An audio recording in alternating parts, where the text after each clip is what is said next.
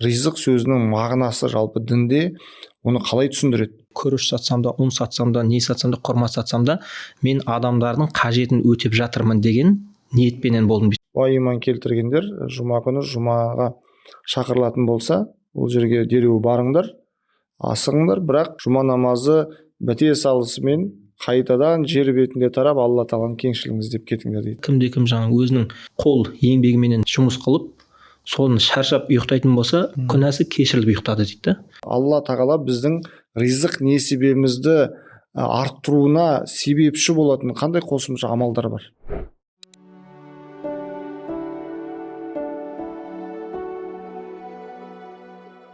Ассаламуалейкум, қадірменді көрермен. Бүгін рухани әңгіме подкастымызды ары қарай жалғастырамыз. Бүгінгі біздің қонағымыз Алиасқар университетінің түлегі, қазіргі уақытта Шығыс Қазақстан облысы Халифа Алтай мешітінің ұстазы Қонысбек Манарбекұлы бауырымыз келіп отыр. Бүгінгі тақырыбымыз жалпы ризық жөнінде болмақ. Ассаламуалейкум, қадірменді Қонысбек ұстаз, қош келдіңіз. Уағалейкум ассалам. Студиямызға Алла береке берсін иншалла. Көрермендер үшін де, өзіміз үшін де бір жақсы, пайдалы сұхбат болады деп ойлаймын өзім. Енді жалпы тақырыпты ризық деп алып отырмыз. Енді көп адам қызығатын тақырып деп ойлаймын. Өйткені қазір жалпы енді мысалға әртүрлі кәсіп жасап жүрмін, кәсібімді дамытамын.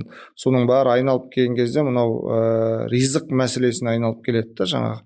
Өйткені адам баласы дұрыс еңбек етеді, кәсіп жасайды, бірақ оның жалпы мән мағынасын, ризық табу жолында не нәрсе болады, не нәрсе болмайды.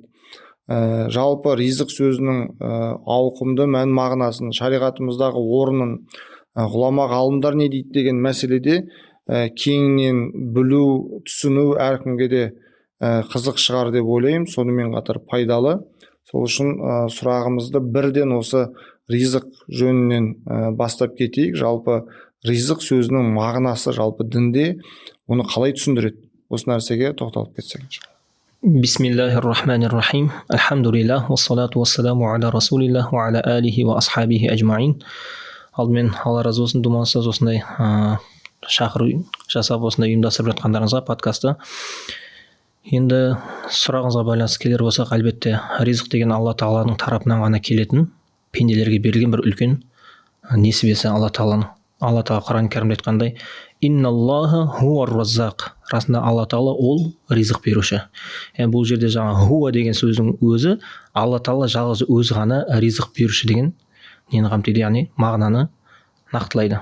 Демек, ризық деген ол Алла тағала тарапынан берілген, әлбетте оның жаңағыдай түрлері көп. Ең бірінші біздер сол ризық деген кезде мынау мал, байлық, дүние мүлік, соны ғана адамдар бірден елестетеді. Бірақ негізінде Алла тағаладан берілген ілім, Алла тағаладан берілген бір осы тіпті тура жолдың өзі. Алла тағала біздерге өмірімізде нәсіп еткен нәрсенің баршасын негізінде жалпы түрде ризық деп айтады екенбіз.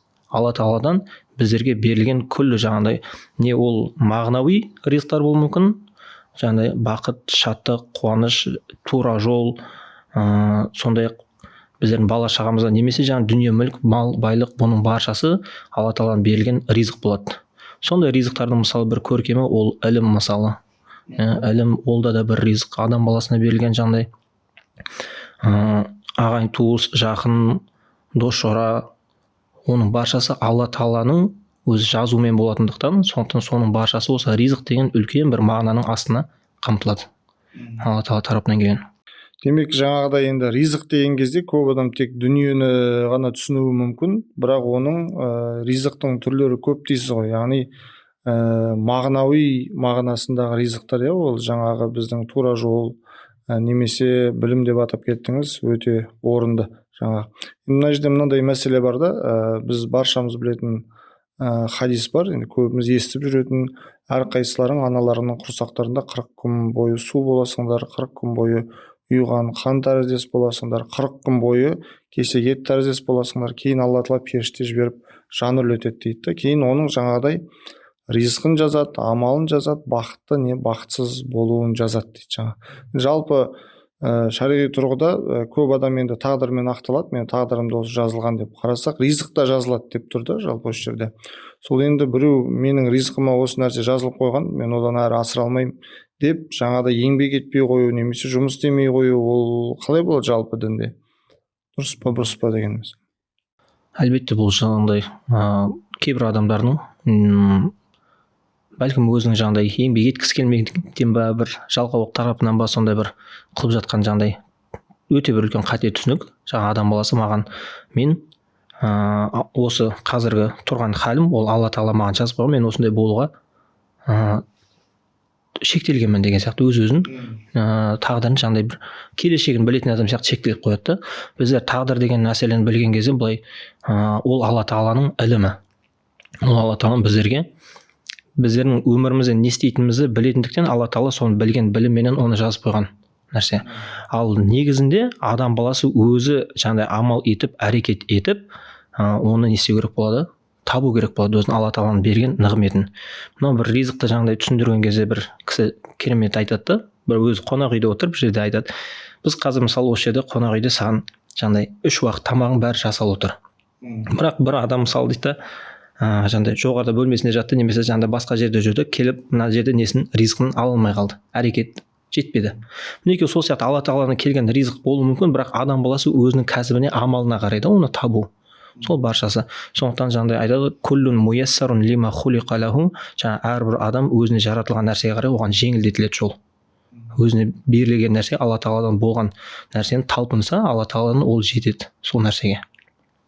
Бірақ әлбетте жаңа айтқанымыздай, хуар разақ, Алла Тағала ол ризықты бергендіктен Алла Тағала біздерге жаңағыдай кейбір кезде жаңағыдай ризқы бір адамның тар болуы мүмкін, бір адам ризқы кем болуы мүмкін. Сол тұста адам баласы өзін жаңағыдай сабырменен ұстай білу керек. Бұл Алла Тағаладан берілген ризық. Демек мен мысалы мына дүниеде бір нәрсеге жаңағыдай жетпей қалсам, біреулер сияқты жаңағыдай бай болмай қалсам, оны көре алмаушылық тудыруға немесе тағдырға разы болмауға апармау керек ол нәрсе. Демек Алла Тағала әрқайсымызға берген ризық бар, өлшенген, бірақ адам баласы соны жаңағыдай жатып алып жалқаулықпенен өзі қол амалменен немесе бір себептерін таппағаннан соған жете алмай қалған кезде, маған Алла Тағала осы жазған осыған екен, немесе жаңағыдай бір көп кейде болып жатады, жаңағыдай шүкіршілік қылайын деп тұрғаны шамалы оның, бірақ маған көп қажет емес деген сияқты. Ол жаңағыдай өз мына жүрегінде жоқ, бірақ ана жақта жете алмай қалғаны өзін өзі ақтауда. Расымен де. Енді былай қарасақ, енді ризық деген кезде біз түсінеміз бірден, ол Алла Тағаланың қалауымен және де пенденің себеп жасауы арқылы, еңбектенуі арқылы келеді. Енді мынандай нәрсе бар да, қазір енді имамдар көбінесе уағыз айтып жатады. Уағыздардың ішінде енді көреміз ғой былай, қай уағызы көп өтіп кетіп жатыр, былай жатқан кезде көп қаралымға ие болды деген кезде, соның ішінде осы ризық тақырыбы бар да, ризықты арттыру, немесе қазір адамдардың көбі енді былайша айтқан кезде еңбек ету деген нәрсені бірінші орынға емес, жаңағыдай кейде бір сондай жақтарға да мән беріп кететін сияқты. Мынаны былай істесең былай болып кетесің, мынаны істесең мынандай ризық келеді, несібе келеді деген сияқты мәселелер, иә. Оның барлығы енді бір жағынан тек соны істеп отыра беру дұрыс бола ма деп сынап имамдарды жазып жататындар да бар. Енді ол жерде дұрыс түсінуіміз керек. Әрине адам Алла Тағалаға сыйынып, одан жәрдем сұрап еңбек етеді, және де ол ризық несібенің Алла Тағаланың жәрдем беру үшін қажетті бір амалдар да бар, жаңа дінімізде көрсетілген, иә. Жаңағы мысалы пайғамбар дұғаны соның ішіне қоссақ болады. Мысалы пайғамбарымыз саллаллаху алейхи вассалам Аллахумма иннана нас'алука ильман нафиа ва ризқан тойиба деп келетін пайдалы білім сұраймын және де көркем ризық сұраймын деп пайғамбарымыз саллаллаху алейхи вассалам осылай дұға еткен болған. Және де басқа да осындай дінде көрсетілген көптеген амалдар бар. Жалпы енді еңбек ету түсінікті, қазір оған да тоқталатын боламыз. Жалпы дінімізде басқа осы Алла Тағала біздің ризық несібемізді арттыруына себепші болатын қандай қосымша амалдар бар? Мысалы имам Шарони өзінің жаңында Лауақихул Ануар деген кітабы бар.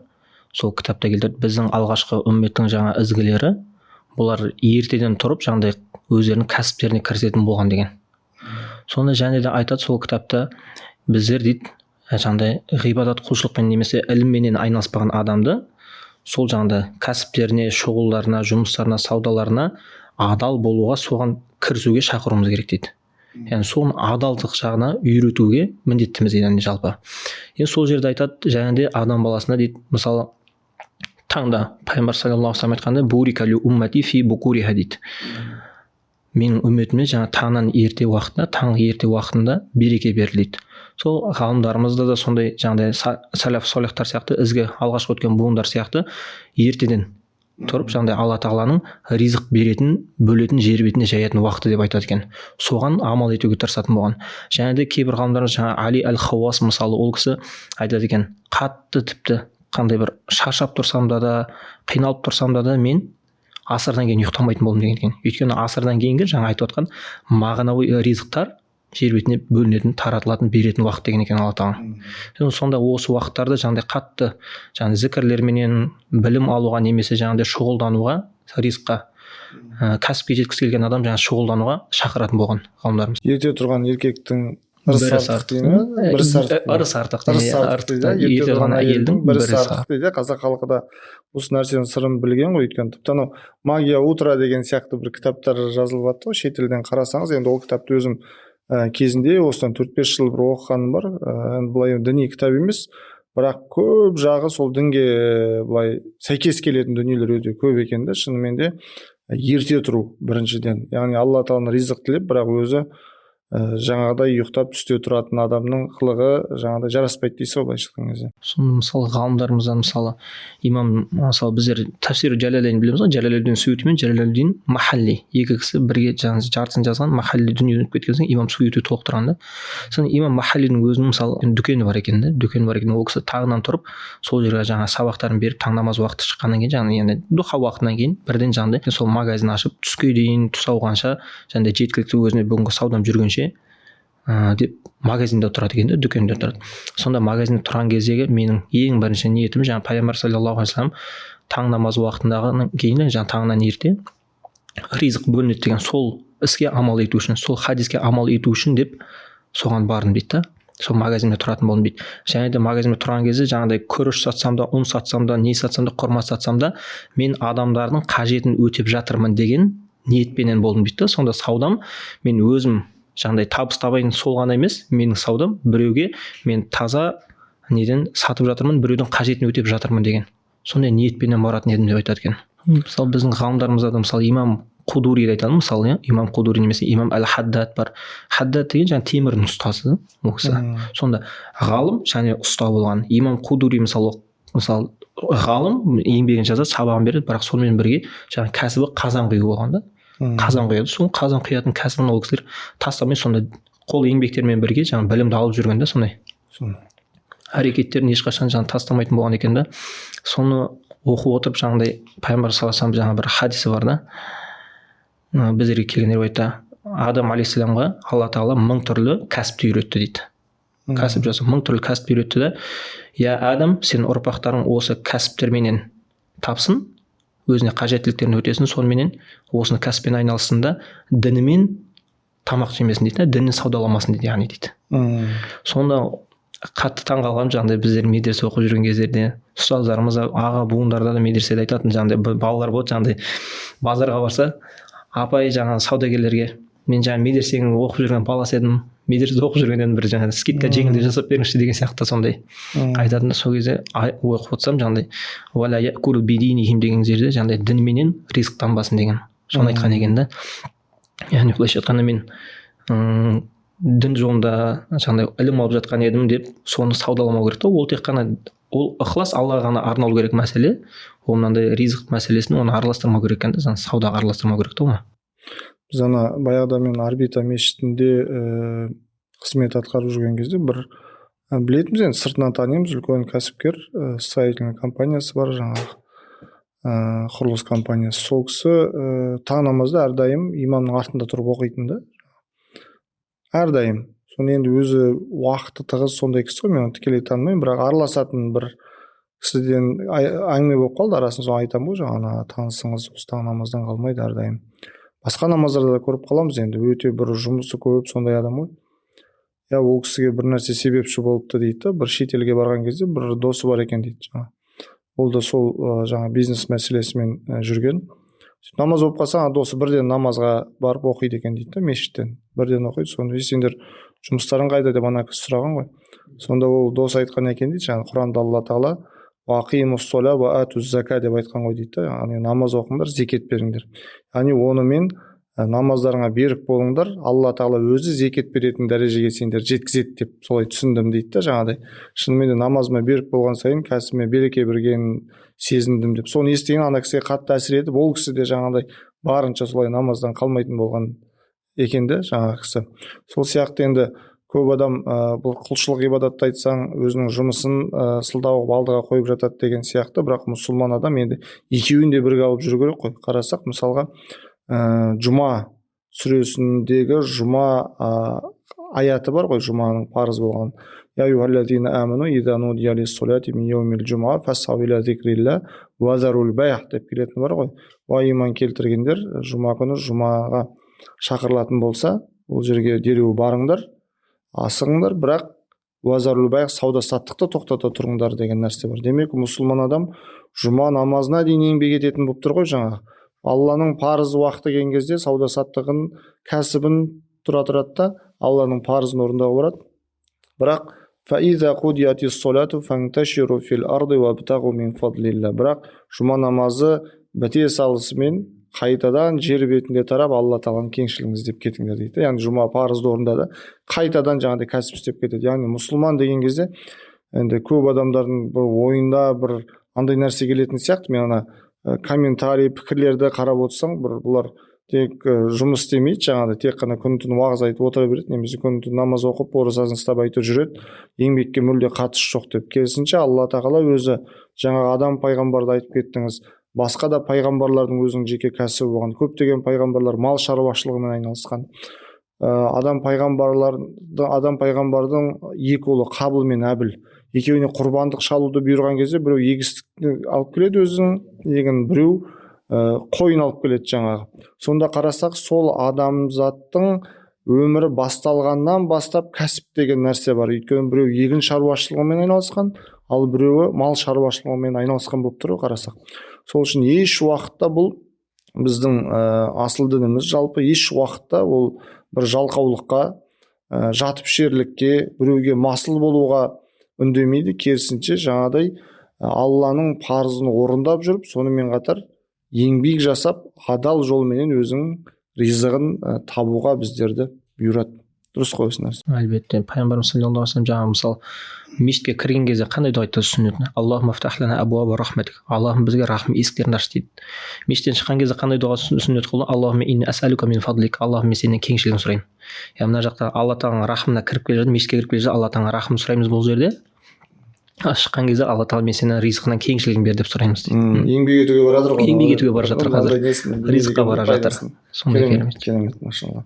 Енді жаңа адал еңбек туралы айтып қалдық қой жалпы. Мұсылман адам адал еңбек етеді. Және ең бір нәрсе жаңағыдай адам өзінің еңбек етуге күш қауқары бар, бірақ біреуге қол жайып сұрау деген нәрсе бар ғой. Сол үшін дінімізде жаңағы айтып өткен үлкен бір мұсылманның бойында болу қажетті сипат ол айфа деген, яғни ұстамдылық. Біреуден бір нәрсе сұрамау. Пайғамбарымыз саллаллаху алейхи уассалам да осы нәрсеге сахабаларын қатты үйреткен ғой. Жаңағыдай кім ешкімнен еш нәрсе сұрамаймын десе, мен оған жәннатты уәде етемін дейді жаңағыдай. Сонда сол пайғамбарымыз саллаллаху алейхи уассаламның айтқанына соншалықты амал еткен кейбір сахабалар атының үстінде отырған кезде қамшысы жерге түсіп қалса, соны әперіп жіберші деп біреуден сұрамай атынан түсіп өздері алатын болған екен дейді да. Жаңағы бізге енді өте керекті нәрсе сияқты. Өйткені шыны керек енді мешітте жүрміз, бес саусақ бірдей емес болғаны сияқты. Енді адамдарда әртүрлі ғой, шынымен мұқтаждар бар. Алла жәрдемдесін. Біз де шамамыз келгенше осы жерде жамағаттарға айтамыз, мешітімізден көмектесеміз, беріп жатамыз. Бірақ адам деген әртүрлі. Кейбір қарасаң жаңағыдай жағдайы бар, қайта-қайта келіп сол мына сұрамшақтық дейміз ба, қайыршылық дейміз ба, енді әртүрлі атасақ болады, соны өзіне кәсіп қылып алғандары да жалпы қоғамда кездесіп жатады да. Бұл енді өте қиын нәрсе. Алла тағала еңбек ететін денсаулық беріп тұрса, қол беріп тұрса, аяқ беріп тұратын болса, ал енді біреуден дәметіп жүру, біреу маған қашан беріп қалады екен деген сияқты нәрсе, бұл керісінше масылдық болады, және де мұсылманға мүлде жараспайтын сипаттар екен. Өйткені қоғамда осы нәрсе болғаннан кейін бұл нәрсені де енді ризық тақырыбына қатысты болғаннан айтып өткен жөн шығар деп ойлаймын. Иә, әлбетте ардақты пайғамбарымыз жаңа сахабалардың біріне сендердің біреуің жаңағыда орманға барып ағаш жаңағы әкеп сатып соны әйтеуір кәсіп қылып қол еңбегімен не тапқаны, өзінің ризығын тапқаны жаңағы хайырлы деп келетін бар ғой хадисте. Сонда пайғамбар саллаллаху алейхи вассалам жаңағы жұмыссыз жүрген адамға әйтеуір бір жеңіл болсын, әйтеуір істей алатын ешқандай бір шығын жоқ, барып орманда бос жатқан ағашты әйтеуір шауып әкеп біреуге сатып болсын, солай болсын, әйтеуір бір нан айырбастап болсын, сөйтіп ризығын табуды соны үлгі да, үйреткен да, яғни соның өзінде де пайғамбар саллаллаху алейхи вассалам кішкентай нәрседен болсын жаңағыдай кәсіп жасауға шақырады да, әрбір нәрсенің жаңағыдай себебін іздеп көру керек. Себебін іздеу керек та, себебін қылғаннан кейін алла тағала тәуекел ету керек та. Жаңағы соқыр тәуекел болмайды, жаңағыдай алла тағала иншалла береді, алла тағаланың бергенін көреміз деп жата беру. Ол соқырлық та, ол мүлдем тәуекел емес, ол тәуекел деп те айтылмайды. Сондықтан жаңағы тәуекел, ол жаңағыдай атыңды байла содан кейін тәуекел ет деген сияқты жаңағыдай бір не болу керек, әрекеті болу керек та. Сол бір әрекетінің себебін қылғаннан кейінгі барып қалған алла тағаладан деу керек та. Өйткені олда да жаңағы бір жағынан біздер дұға қыламыз ғой, мысалы дұға ол жаңағы ризықтың себептерінің бірі. Бірақ біздер жаңағы қаули дұғамыз болған сияқты тағы да амали дұғамыз бар да. Мысалы жерді жырып, дәнді сеуіп, енді алла тағаланың соның нәтижесін күту, ол іс әрекетпен қылынып жатқан дұға. Алла тағаланың оның нәтижесін күтіп жатырмыз да. Мінекей олда да алла тағаланың берілетін жаңағы ризықтың бір үлкен себебі. Соны міне пайғамбар саллаллаху алейхи вассалам біздер жаңағыдай орындауға шақырады да. Соншалықты жаңағы шақырғанда кім жаңағы өзінің қол еңбегіменен жаңағыдай жұмыс қылып, соны шаршап ұйықтайтын болса, бәта мағфурун лаху дейді да. Ол жаңағыдай күнәсі кешіріліп ұйықтады дейді да. Соншалықты жаңағыдай қол амалменен әрекет қылып, кәсіп қылып шаршап ұйықтаған адамды ризық жолында болса да жаңағыдай ол күнәсі кешіріліп ұйықтады дейді да. Өте керемет та. Яғни ислам қаншалықты жаңа сіз айтып отырғандай біреуден қол жаймай әрекет етуге шақырады. Адамдар керісінше жаңағыдай бір не түсініп қалуы мүмкін да. Ибрахим ибн Адхамның бір кәсіпкер шәкірті болған екен дейді да. Сөйтіп әрдайым сапарға барып келіп, үлкен керуендері болады, сауда жасап жүреді енді. Сөйтіп кетер кезде әрдайым ұстазынан бата алып кетеді. Сөйтіп бір күні сапарға шығып, көп ұзамай қайтып келген екен дейді. Сөйтіп Ибрахим ибн Адхам сұрайды, неге тез қайтып келдің? Әдетте ұзақ жүруші едің ғой сапарда деп. Мен жаңағы бара жатқан кезде жолда бір Алланың хикметін көрдім дейді. Қандай хикмет? Бір қанаттары сынық қарғаны көрдім дейді. Сөйтіп ойладым дейді, бұл қарға бейшара күнін қалай көреді екен? Не ұша алмайды? Сөйтіп бір уақытта көп ұзамай екінші бір қарға ұшып келді дейді ғой. Аузында тістеген тамағы бар дейді. Сөйтіп жаңа қанаты сынық қарғаға әкеп берді дейді. Сөйтіп анауынан жеп алды дейді. Сөйтіп ойладым дейді, алла тағала осы қанаты сынық қарғаға ризық беріп жатқан кезде құрметті болып жаратылған адам нәсілінен болған мен неге маған ризық бермейді? Алла өзі ризық береді, мен не үшін бұлай терлеп тепшимін деп жаңағыдай қайттым дейді ғой. Сонда Ибрахим ибн Адхам басын шайқаған дейді, сен неге өзіңді қанаты сынық қарғамен салыстырдың? Сен қайта соған жем әкеп берген қарға болам деп ойламадың ба деп айтқан екен дейді да. Көрдіңіз бе? Сол сияқты адам баласы енді ризықты беруші алла тағала, бірақ әрекет етіп ел маған қашан береді деп емес, мен керісінше осы көпшілікке қалай көмектесе аламын, қалай жәрдем бере аламын, қалай сауап ала аламын деген мақсатпен жүрсе, ол адамның ұстанымы дұрыс болады ғой. Арабтарда мынандай бір не бір сөзіңіз бөлсем, әл-амалу ибада дейді да. Еңбек ету ол да ғибадат деп. Былайша айтқанда бәрі жаңа айтып отырған хадистеріңізде оқиғалардың баршасынан түйгенде соны еңбек етуді ғибадат дейді да. Бірақ жаңа ғибадат деген кезде ол жаңа немесе жаңа менде де айтқан хадисте күнәсі кешіріліп ұйықтайды деген кезде тек қана жұмыспен ғана болмайды да ол. Әлбетте ол ғибадаттардан кейін алла тағаланың парыздарын орындағаннан кейін барып қылынатын еңбек сол ғибадат та. Немесе жаңа алла тағаланың парыздарын орындағаннан кейін барып кім амалынан болып жаңа жұмысынан кәсібінен шаршап сонымен ұйықтаған болса, ол жаңағыдай күнәсі кешіріліп ұйықтаған сол адам екен да. Яғни мынау жаңа айтқым келген жаңа шарты алла тағаланың алдындағы парыздары орындалғаннан кейін болады да бұл нәрсе. Бір Музаммил сүресі ма қайсысы еді? Алиман саякуну минкум марда ва ахаруна Музаммил сүресі. иә не деп келеді Соңғы беті. уахаруна Юқатилуна фи сабилилlah. Фақрау ма тайсар. ябтағуна мин фадлиллах деп келеді. Одан кейін барып жаңа сіз айтқан юқатилуна фи сабилилlah деп келеді жаңа. Сонда да қарасақ жаңағыдай ябтағуна мин фадлиллах, алла тағаланың кеңшілігінен іздейді. Сонымен қатар кейбіреулер Алланың жолында күреседі деп дейді. Осы жерде де ғалымдар мынау Алланың несібесін іздеп еңбек еткен адамды Алла тағала өзінің жолында күресушімен бірге атап тұр дейді да, яғни сауаптар ортақ болғаннан кейін, көрдіңіз бе?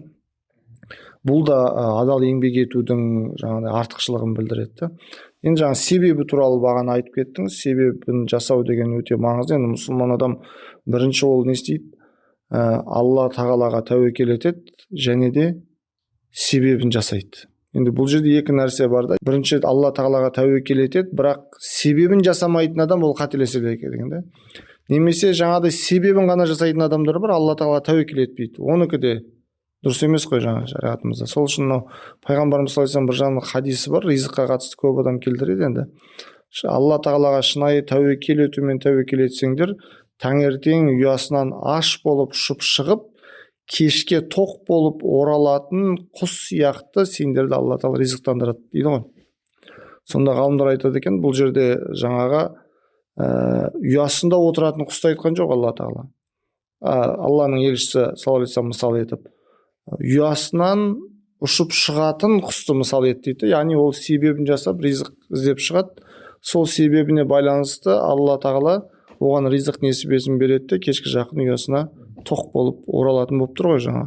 Сол үшін мұсылман адамда сондай, егер де Алла тағалаға шынайы тәуекел етіп еңбек ететін болсақ, себебін жасап, Алла тағала міндетті түрде ол адамға ризық несібесін иншалла жаудырады екен. Немесе жаңағы бағанаға қойған сұрақтың ішінде мысалы Уақиға сүресі ризық несібенің келуіне себепші болатындығы туралы бар, иә, жаңағы риуаяттар бар.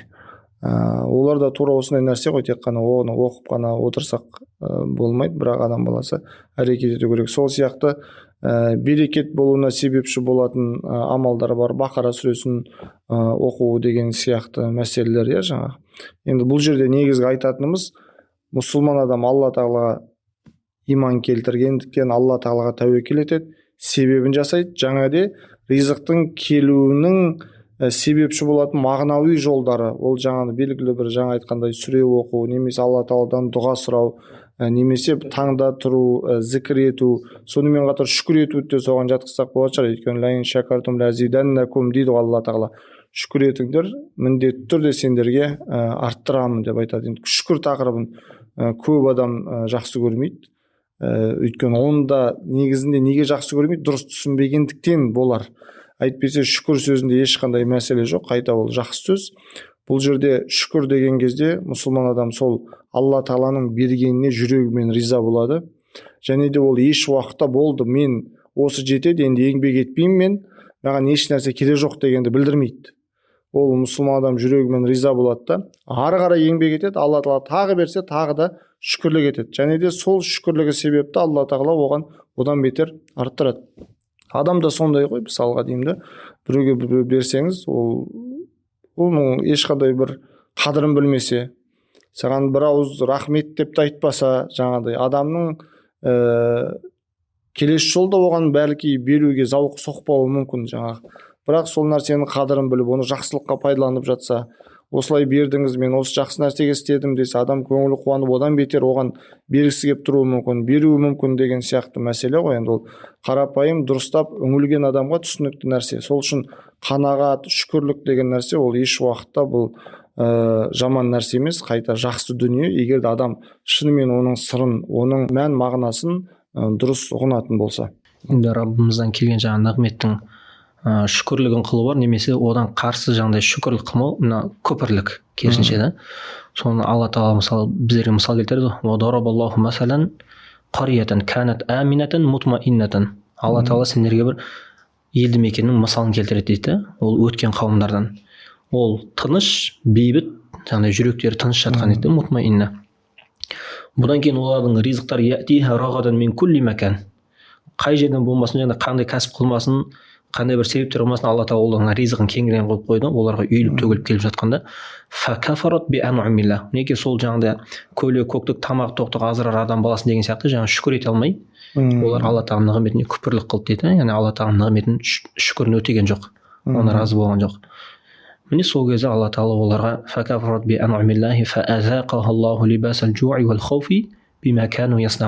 алла тағала олардың істеген істері себепті оларға жаңағыдай қауіпті, біріншіден жаңағыдай бейбітшіл тыныш тұрып жатқан мемлекеттердің жерлерін оларға бірінші қауіпті қылды, екіншіден жаңағыдай аштық дәмін татырды дейді да, аштықтың дәмін татырды дейді да. Мінекей сол аяттан да имам Шағрани айтады, керемет, мына аяттан түсінгеніміз дейді, егер де пенде шүкір етушілерден болса, оның нығметі азаймақ емес дейді. Ешқашан алла тағала олардың ризықтарын шүкір еткен халдерінде азайтпайды дейді. Демек біздер жаңағыдай жаңа айтып өткен аятыңызда да жаңағыдай керемет келтірдіңіз, егер біздер ризыққа алла тағаланың келген нәрсенің шүкірін өтей беретін болсақ, оны алла тағала оны ешқашан кемітпек емес.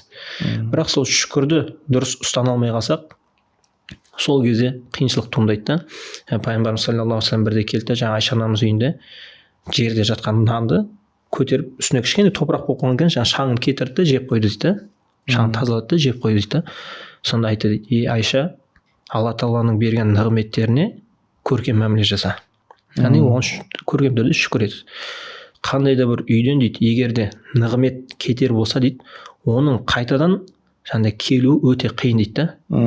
Кәдат деп келеді да, жаңағыдай тіпті жаңағыдай қайтадан жақындауының өзі өте қиын деп айтады да хадисте жаңағыдай.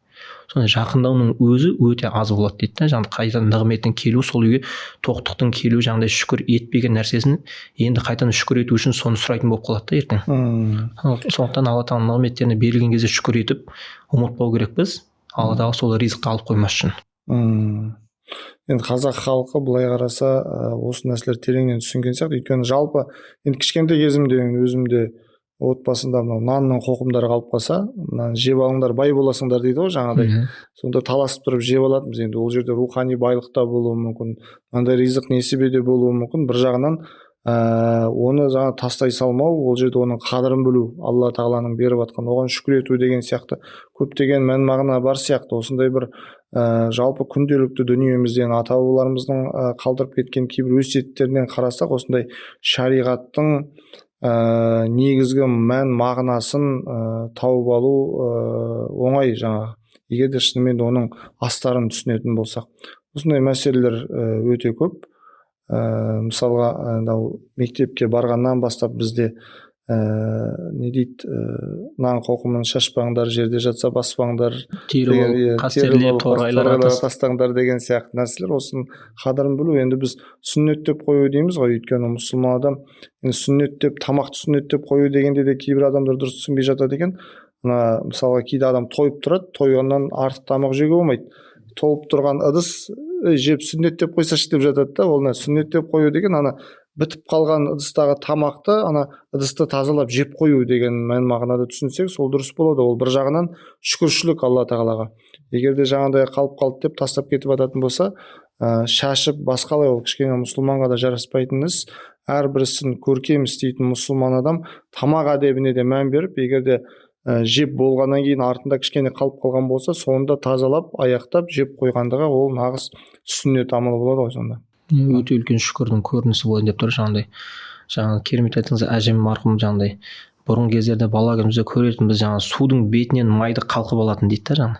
Енді бұрын кезде жаңағыдай мынасы бізде жаңағыдай магазинде, базарда толып тұр ғой май деген нәрсе. Ал бұрын кездерде жаңағыдай майдың, былайша айтқанда мал сойған кездегі жаңағы шыққан май да, соның өзін мысалы жуған кезде, тазалаған кезде қандай бір жаңа ыдыстан май қалып қоятын болса, соны жаңа бауырсаққа, тамаққа қолдануға жарамды болса, соның бәрін алып қоятын дейді да. Сол жақтардан шүкір ететін болғанда, шүкіршілік сондай терең болған нәрсе да. Мәселе сол жаңа аталарымыз жүріп өткен жолмен қазіргі былайша айтқанда ұрпақты қауыштыру да, аманат сол біздің мойнымыздағы мәселе. Мен ұмытып қалмасам, бізге Мәшһүр Жүсіп атамыз айтты деген жаңағыдай, қазақ шіркін өзінің жаңағыдай тілін түсінбей тұр ғой, жаңағыдай өзінің тілін түсінсе, дін де сонда, мәдениет те сонда, тарих та сонда, бәрі сонда бар деп айтқан екен да. Сол керемет сөз бар. Сол жаңағы дін де сонда деген, жаңағыдай қазақтың өмір салтында, тілімізде, бәрімізде дін бар да негізі. Алла береке берсін. Енді мынандай нәрседе ризық Алладан. Алла тағаланың көркем есімдері бар. Біз білеміз, енді 99 көркем есім деп көбіміз сол Абу Хурайрадан жеткен хадистегі есімдерді айтып жатамыз, бірақ жалпы Алла тағаланың көркем есімдері өте көп қой. Сонымен қатар Ар-Раззақ деген көркем есім бар Алла тағаланың, яғни Алла тағала ризық беруші деген нәрсе. Осы Алла тағаланың ризық беруші деген көркем есімі жайлы кішігірім бір түсіндіріп өтсек, өйткені Алланы танығаннан кейін адам баласы Алла тағала көбірек тәуекел ететін болады ғой. Иә, әлбетте. Енді Алла тағала инналлаху хуар-раззақ, ол Алла тағала өз ризық беруші, зүл қувватил матин, және де күш құдіреттің иесі. Алла тағала яғни ризық беруші ол дегеннен кейін біздерге және де хадисте келгендей Алла тағала пайғамбарларға бұйырған нәрсесін мұсылман пенделеріне де бұйырды дейді жаңағыдай. Кулу мин тоййибати ма разақнакум, Алла тағала сендерге берген нәрсенің тазасынан жеңдер, ішіңдер.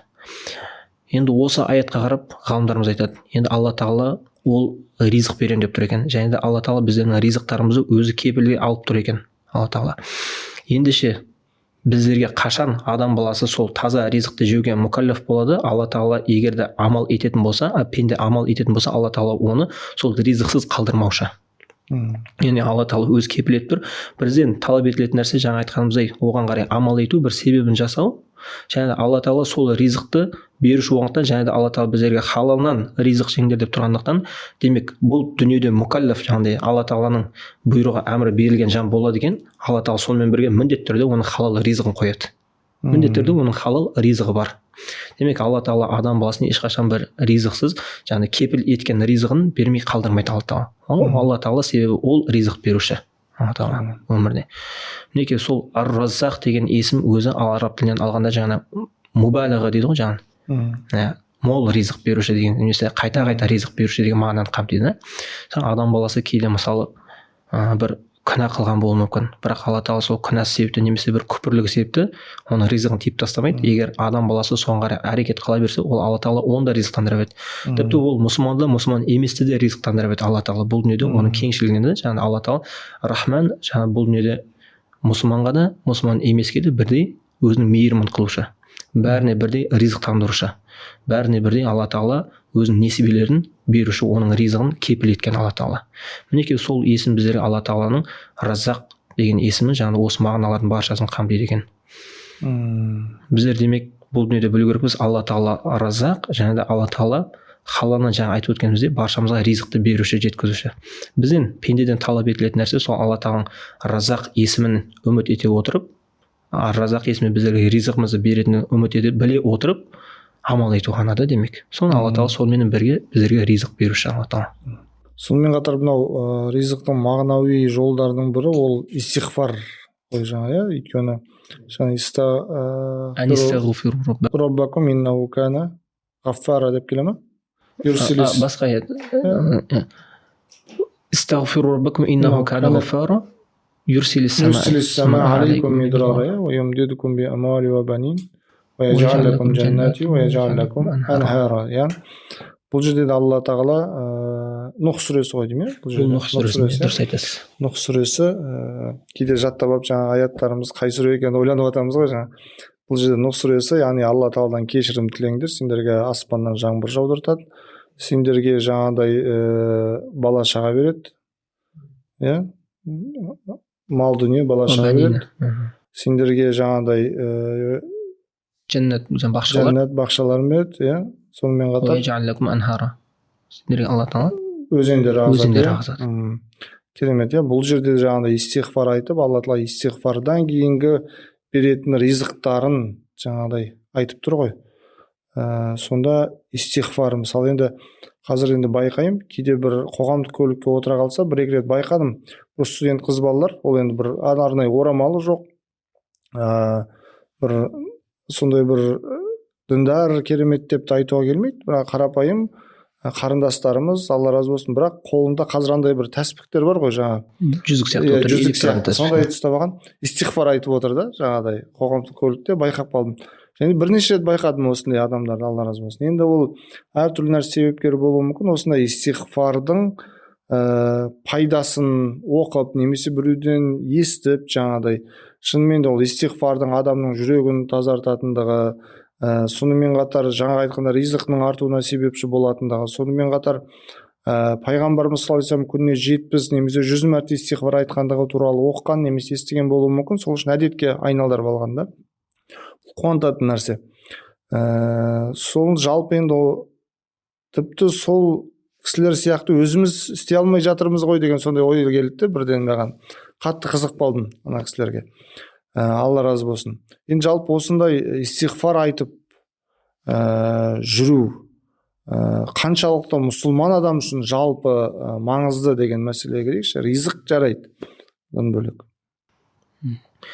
Әлбетте жаңа Алла Тағала Құран аятында «Ва анистағфиру раббакум сумма тубу илейхи юматти'укум мата'ан хасана».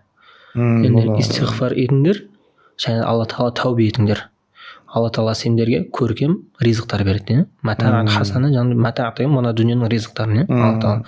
Сонымен бірге жаңа хасана деп көркем деп біздерге айтып жатыр да.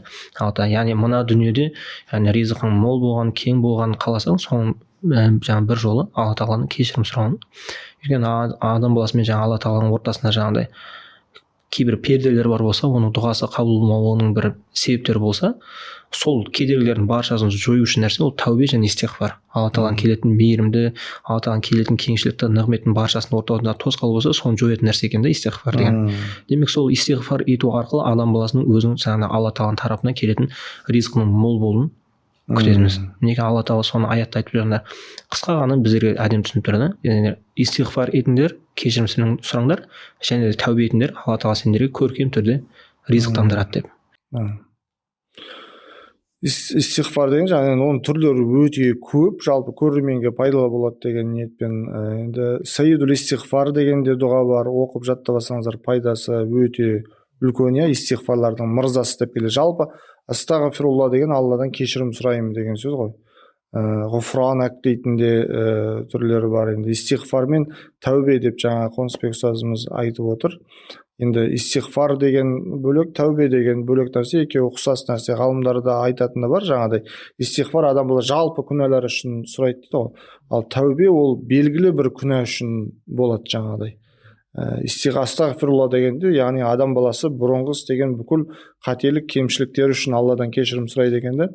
Ал тәубе адам бір күнә жасап қойды, бірден жаңағыдай өкініп, істеген күнә үшін Алладан кешірім сұрап, енді сол күнәға бармаймын деп уәде беруі ғой, былайша айтқан кезде. Біреумен қатысты болса, ол адамнан кешірім сұрау деген сияқты. Сонда осыған сүйеніп, ғалымдардың түсіндіреті бар екен. Истиғфар адам баласы жасап қойған күнәлар үшін сұралады дейді екен да бұрынғы. Ал тәубе ол болашақта күнәға бармас үшін, өйткені жаңағыдай қайтадан бармайым деп уәде беру деген бар ғой жаңағыдай. Сол үшін. Бірақ жаңағыдай истиғфар мен тәубе екеуі бір шариғи мәтінде келсе, аятта келсе, екеуі бір аятпен келетін болса, екеуі онда өзінің жаңағыдай мағынасын білдіреді. Жеке мағыналар. Бірақ жеке мағыналарын.